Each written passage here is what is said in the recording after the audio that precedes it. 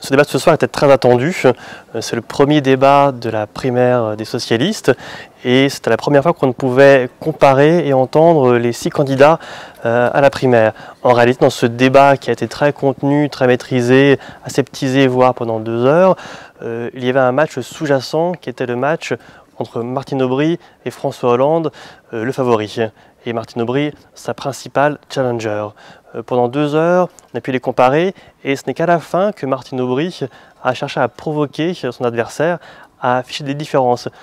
C'était elle qui était la plus attendue ce soir, puisque c'était elle qui devait faire la démonstration qu'elle pouvait rattraper François Hollande, qu'elle avait une vraie différence à lui opposer et qu'elle pouvait remporter cette primaire. Alors a-t-elle réussi? C'est très compliqué de savoir dès aujourd'hui quel sera l'effet de ce débat. Ce qui est sûr, c'est que Hollande n'a pas réussi à dominer cette soirée. Il n'est pas apparu comme le grand rassembleur de la famille socialiste, puisqu'il a été attaqué par ses concurrents.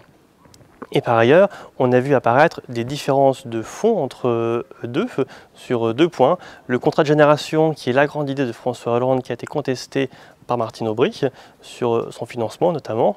Et le deuxième point de différence, sur le nucléaire.